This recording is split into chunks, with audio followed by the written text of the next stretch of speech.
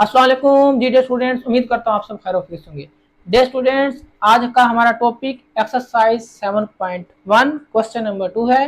तो चलिए स्टार्ट करते हैं अपना लेक्चर जी। तो बेटा क्वेश्चन नंबर 2 में हमें वो कहता है कि दो हमारे पास पॉइंट्स हैं ए और बी, और हमें कहता है कि ए और बी के दरमियान बेटा डिस्टेंस निकालें। तो दो पॉइंटों के दरमियान डिस्टेंस कैसे निकालते हैं, उसके लिए हमें डिस्टेंस फार्मूले का यूज करना होगा। मैंने अपनी लास्ट लेक्चर में भी आपको वीडियो एक प्रॉपर बनाई थी, उसमें basic concept of chapter number 7। तो आपने वो वीडियो भी जाकर देख लेनी, उसमें सारा मैंने एक्सरसाइज स्टार्ट करने से पहले जो कंसेप्ट वो बताया हुआ है। तो उसका जो लिंक है वो मैं डिस्क्रिप्शन में बता दूंगा। बहरहाल मैं आपको प्रॉपर बता दूं कि बेटा हमें एक डिस्टेंस फार्मूला यूज करना पड़ेगा इस क्वेश्चन को सोल्व करने के लिए। वो डिस्टेंस फार्मूला क्या है? देखिए हमारे पास दो पॉइंट है, एक पॉइंट है ए और एक पॉइंट है बी। ये कहीं प्लेन में पड़े और वो कहता है इन दोनों पॉइंटों के दरमियान डिस्टेंस निकालें, ये उसकी डिमांड है। सबसे पहले हम लिखेंगे डी इक्वल है ए बी, ठीक है, और इक्वल है फार्मूला ये है कि x2 माइनस x1 का whole square plus y2 minus y1 का होल स्क्वायर और ऊपर होल का स्क्वायर रूट। ये डिस्टेंस फार्मूला बेटा आपको याद करना पड़ेगा। अगर ये फार्मूला आप अच्छे से याद कर लेते हैं और ये फार्मूला क्वेश्चन के आंसर में सही लिख लेते हैं तो आपका 90% क्वेश्चन सही हो जाएगा, सोल्व हो जाएगा, क्योंकि सबसे मेन चीज है ये फार्मूला, ठीक है। उसके बाद आपने एक चीज याद रखनी है कि जब आप पॉइंट कोई भी प्लेन के अंदर पॉइंट लिखते हैं तो वो ऑर्डर पेयर में लिखते हैं, और ऑर्डर पेयर के अंदर दो वैल्यू होती है, पहली एक्स की दूसरी वाई की। तो यहाँ पे पहली वैल्यू एक्स की होगी दूसरी वाई की होगी, ये फर्स्ट वैल्यू एक्स की होगी दूसरी बेटा वाई की होगी। अब आप कहेंगे सर यहाँ पे दो वैल्यू है तो एक्स की वैल्यू को क्या कहना है और वाई की वैल्यू को क्या कहना है? तो बेटा आप यहाँ पे रिप्रेजेंट करेंगे, इसको कहेंगे x1 y1, क्योंकि फर्स्ट वैल्यू एक्स की दूसरी वाई की, x2 और y2। बेटा ये आपने लेड पेंसिल से पेपर के अंदर आंसर शीट के ऊपर आपने ये मेंशन है कर लेना। उसके बाद सिंपल फार्मूला लिखना है, इसके अंदर वैल्यू आपने यहाँ से देख के पुट कर देनी है। अब x2 हमारे पास क्या है, जीरो, तो मैंने जीरो लिख लिया। फिर फार्मूले में नेगेटिव साइन है तो मैंने नेगेटिव साइन लिख लिया। x1 क्या है, 6, तो मैंने 6 लिखा और ऊपर होल का स्क्वायर आ गया प्लस का साइन। फिर बेटा y2 हमारे पास क्या है, -2, ठीक है, वो मैंने -2 पुट कर लिया। और फिर y1 क्या बेटा 7, तो मैंने 7 लिख लिया। क्लियर?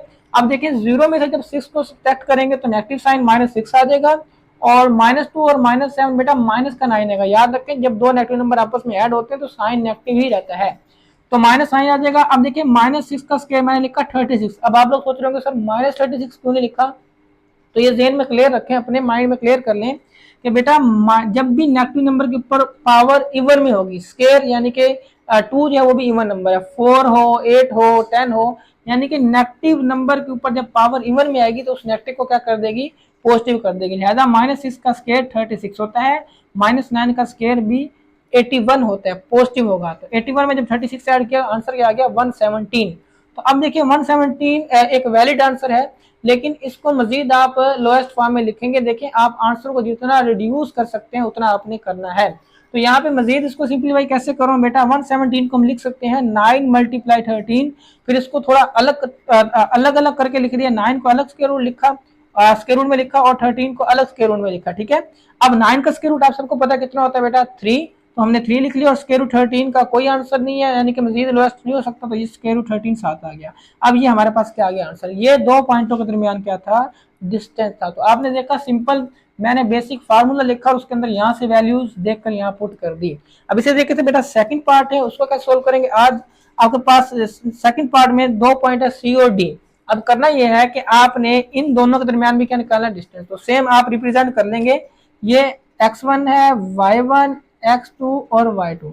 बेटा आपको ये वैल्यू पता चल गई, आपने फार्मूला लिखना है x2 माइनस x1 का square plus y2 minus y1 का स्क्वायर और ऊपर होल का स्क्वायर रूट। अब आपने करना ये है कि x2 हमारे पास जो है वो देखिए 3 है, वो मैंने 3 पुट कर दिया, फार्मूले में नेगेटिव साइन आ गया। अब x1 क्या है, -5, तो वो मैंने ब्रैकेट में -5 लिख दिया, ऊपर होल का स्क्वायर, फिर प्लस का साइन, फिर y2 हमारे पास क्या है, y2 हमारे पास बेटा 2 है, तो वो 2 लिख दिया मैंने, और फार्मूले वाला नेगेटिव साइन, और y1 हमारे पास क्या है, -2, वो -2 मैंने ब्रैकेट में लिख दिया। क्लियर? अब देखिए बेटा माइनस माइनस जब मल्टीप्लाई होते हैं, मल्टीप्लाई में नेगेटिव नेगेटिव आपस में पॉजिटिव हो जाते हैं, माइनस माइनस मल्टीप्लाई होने के बाद प्लस का साइन में चेंज हो जाते हैं।